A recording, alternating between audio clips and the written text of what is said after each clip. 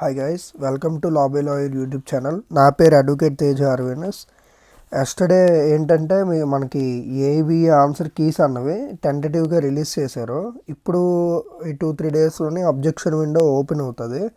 ఒకవేళ AB answer keys ఎవరికైనా కావాలి అంటే మన టెలిగ్రామ్ గ్రూప్లో కూడా జాయిన్ అవ్వచ్చు. ఆ గ్రూప్ తాలూకా లింక్ మన అబౌట్ సెక్షన్లో ఉంటుంది. సో తప్పకుండా వెళ్ళి జాయిన్ అవ్వండి. 10 మెంబర్స్ ఎంతమంది ఉన్నారు. నెక్స్ట్ వన్ వచ్చేసి పర్టికులర్గా ఈ వీడియో ఏంటంటే ఏఐబి ఎగ్జామ్ అయితే మనం ఇచ్చేసి వచ్చాము. ఏఐబిలోని కొంతమంది చాలామందికి కామెంట్స్ వచ్చాయి కొన్ని, ఏంటి మిస్టేక్స్ ఏవో చేసామని. ఎలాంటి మిస్టేక్స్ చేశారు, వాటి తాలూకా కాన్సిక్వెన్సెస్ ఏంటి, ఏమైనా మనకి రిలాక్సేషన్ ఏమైనా ఉంటుందా, లేకపోతే రిలాక్సేషన్ ఏమి ఉండదా, ఎలాంటి మిస్టేక్స్ చేస్తే రిలాక్సేషన్ ఉంటుంది, ఎలాంటి మిస్టేక్స్ చేస్తే రిలాక్సేషన్ ఉండదు అన్నది ఈ వీడియోలో మనం తెలుసుకుందాం. సో కంటిన్యూ చేద్దాం. ఇప్పటికైతే కంటిన్యూ చేద్దాం.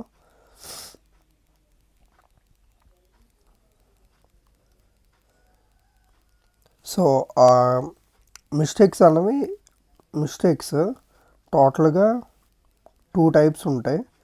ఫస్ట్ది మనకి పేపర్ ఏదైతే మనం అటెంప్ట్ చేసి అక్కడ మనం ఇచ్చేసామో ఓఎంఆర్ షీట్, వాటి మీద చేసిన మిస్టేక్స్ ఒకటి. రెండోది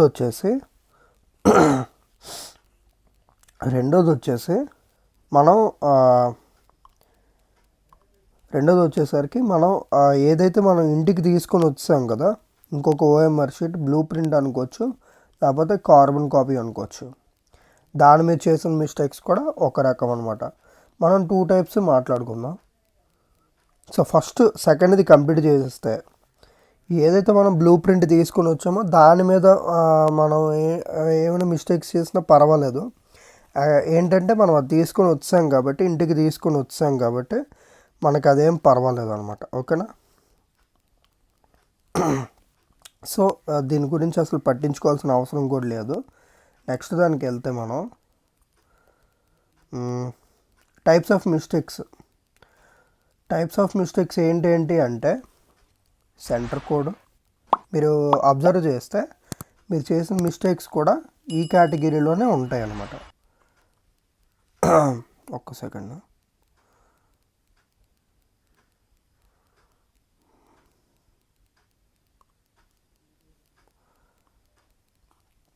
సెంటర్ కోడ్లో కానీ, ఏబి రోల్ నెంబర్లో కానీ, క్వశ్చన్ పేపర్ సెట్ కోడ్లో కానీ, లాంగ్వేజ్లో కానీ, అంటే లాంగ్వేజ్ మనం సెలెక్ట్ చేసుకోవాలి కదా, దానిలో కానీ అన్నీ కూడా bubbling.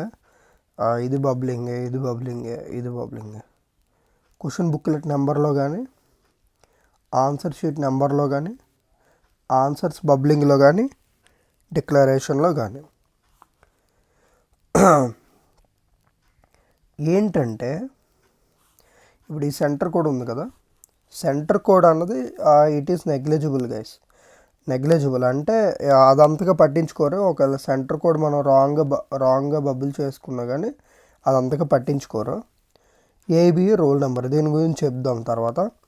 Question paper set code గురించి కూడా మాట్లాడదాం. లాంగ్వేజ్కి అయితే ఎటువంటి ఇష్యూ లేదు, లాంగ్వేజ్ పర్వాలేదు, ఇష్యూ ఉండదు.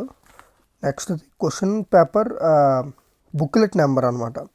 Booklet number, answer sheet number same అయి ఉండాలి. మనం చూసుకున్నా కానీ మ్యాచ్ అవుతాయి. ఒకవేళ ఇన్విజిలేటర్ ఏమైనా పొరపాటున ఇచ్చినా కానీ, మీరు అడిగినా కానీ, ఇన్విజిలేటర్ ఇచ్చిన తర్వాత మ్యాచ్ అవ్వట్లేదని మీరు అడిగినా కానీ పర్వాలేదు, ఇట్ ఈస్ నెగ్లిజిబుల్ అనమాట. దాన్ని కూడా రిలాక్సేషన్ ఉంటుంది. ఆన్సర్స్ బబ్లింగ్, ఇది చాలామంది అడిగారు, దీని గురించి కూడా మనం మాట్లాడుకుందాం. ఒకటి చేయబోయి ఇంకొకటి ఏదో చేస్తాను అలాగ అడిగారు, దాని గురించి చెప్దాం. నెక్స్ట్ స్లైడ్లో చెప్దాం. డిక్లరేషన్ అంటే మనం చూడండి, ఐ అని ఇచ్చి నేమ్ ఇచ్చాడు, సిగ్నేచర్ ఇచ్చాడు. ఇక్కడ నేమ్ రాసి సిగ్నేచర్ మర్చిపోవడమో, లేదు సిగ్నేచర్ రాసి నేమ్ మర్చిపోవడమో చేశారనుకోండి, okay, it is also negligible. But main problem ఎక్కడ వస్తుంది అంటే, మనకి ఇక్కడ ఏదైతే మనకి ఏబి రోల్ నెంబర్ ఉందో, రోల్ నెంబర్ దగ్గర next one question paper set code దగ్గర ఏబి నెంబర్ దగ్గర రెండిటి దగ్గర కొంచెం మనం జాగ్రత్తగా చూడాలి. ఎందుకంటే క్లియర్గా మనకి ఇన్స్ట్రక్షన్స్లో ఏబి రోల్ నెంబర్ గురించి మనకి ఇక్కడ మెన్షన్ చేశాడు. ఇక్కడ చూడొచ్చు మీరు,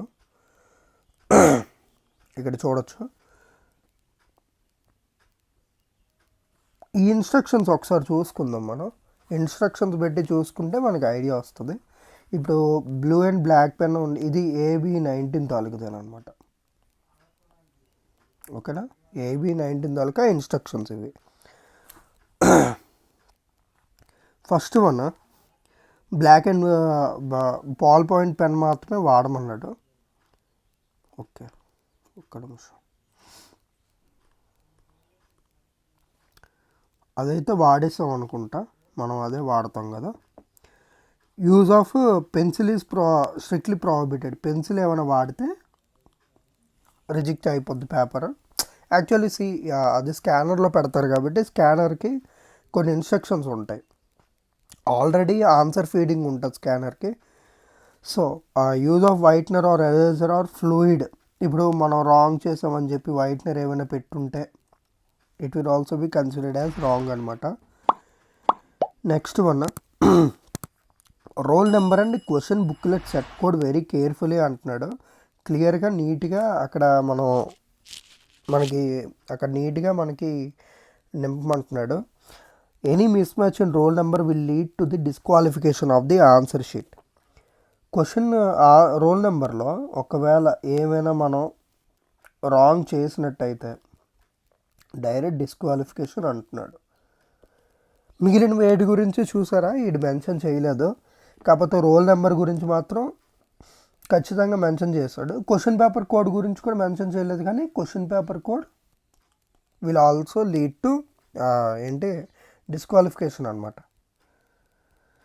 so next one dark only one bubble for each question. అంటే ఇప్పుడు చూడండి, ఏ ఉంది, బి ఉంది, సి ఉంది, డి ఉంది. ఫస్ట్గా మీరు ఏని బబుల్ చేస్తారు, కానీ ఏ ఆన్సర్ కాదు, డి అని తర్వాత మీరు రియలైజ్ అయ్యారు. డీని బబుల్ చేసినా కానీ మీకు అక్కడ స్కానర్ ఏదైతే మనకి క్వశ్చన్ పేపర్ స్కానింగ్ అవుతుందో స్కానింగ్లోని డిటెక్ట్ చేయదు అనమాట. సో దీన్ని కన్సిడర్ చేస్తుంది. సో అదే అనమాట మెయిన్ ప్రాబ్లం. సో ఒకవేళ ఇప్పుడు ఇక్కడ ఇచ్చాడు చూసారా,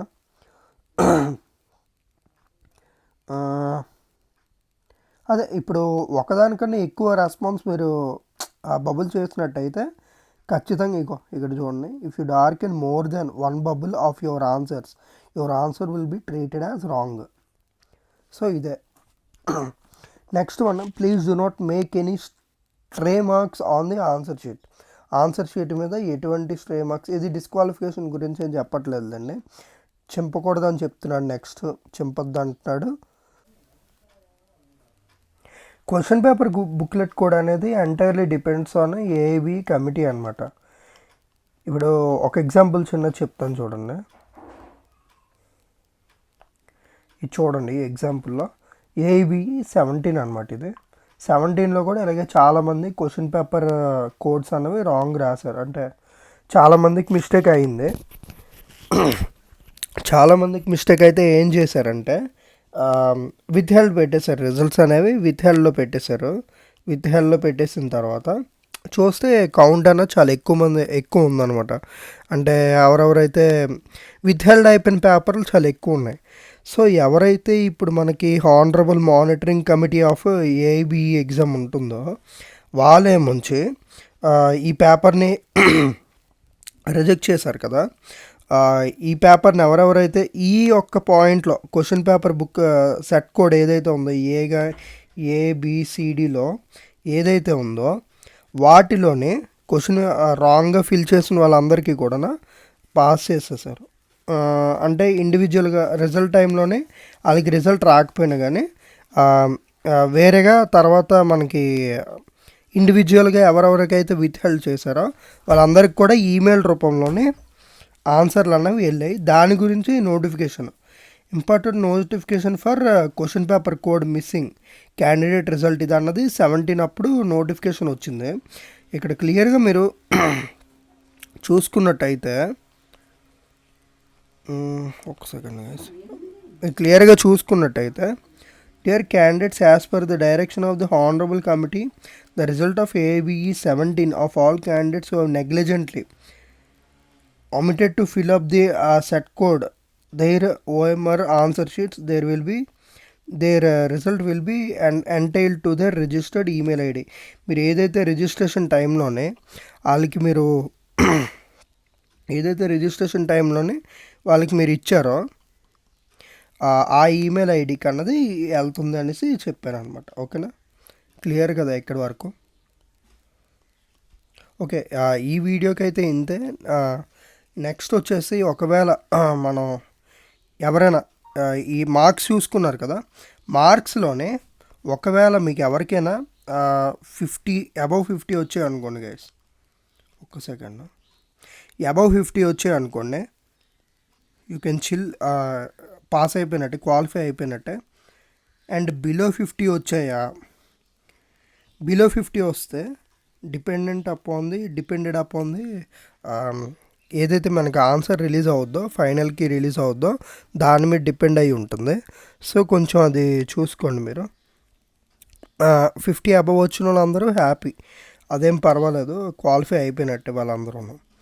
ఇదేంటంటే ఇది టెంటటివ్కి, తర్వాత మనకి ఇప్పుడు అబ్జెక్షన్ విండో ఓపెన్ అవుద్ది. అబ్జెక్షన్ విండో ఓపెన్ చేశాక ఎవరికైనా ఏమైనా అబ్జెక్షన్స్ ఏమున్నా కానీ అందులో పెట్టి, అంటే క్వశ్చన్ పెట్టి దానికి కరెక్ట్గా పీడిఎఫ్ కూడా అప్లోడ్ చేయాలి. పీడిఎఫ్ ఫొటోస్ నాకు ఐడియా లేదు. నెక్స్ట్ ఓకే, అంత కొంత ఫీజు పెడతారు. ఆ ఫీజు పే చేస్తే, అంటే ఈ క్వశ్చన్కి పలానా ఆన్సర్ అండి, మీరు ఇచ్చిన క్యూలోనే ఆన్సర్ తప్పని చెప్పి వీళ్ళు ప్రూవ్ చేసుకోవాలన్నమాట.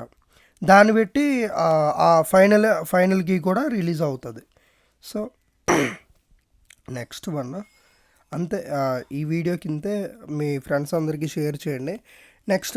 నెక్స్ట్ వీడియోలోనే మంచి ఏబీ ఒకవేళ మనలోనే ఎవరైనా ఫెయిల్ అయినా కానీ వాళ్ళ తాలూకా ఇదేంటుంటుంది మీకు అర్థమైందా, వాళ్ళ తాలూకా ఏంటి స్టేటస్ ఏంటి, ఈ 2 ఇయర్స్ ఏంటి, 2 ఇయర్స్ ఏదో అంటున్నారు కదా, లైసెన్స్ తాలూకా లిమిట్ 2 ఇయర్స్, రెన్యూవల్ ఇది అది అవన్నీ కలిపి ఇంకొక వీడియోలో మళ్ళీ మనం డిస్కస్ చేసుకుందాం. అప్పటి వరకు స్టే ట్యూన్, మన టెలిగ్రామ్ ఛానల్లో జాయిన్ అవ్వండి. ఎటువంటి అప్డేట్స్ ఉన్నా, కొత్తగా వీడియోలు రిలీజ్ అయినా సరే మీకు అక్కడికి నోటిఫై చేస్తాం. నా ఇన్స్టాగ్రామ్ కూడా ఫాలో అవ్వండి, అన్నీ కూడా లింక్స్ మన అబౌట్ సెక్షన్లో ఉంటాయి. Thank you. అడ్వకేట్ తేజ ఆర్వైనస్ సైనింగ్ ఆఫ్. బై.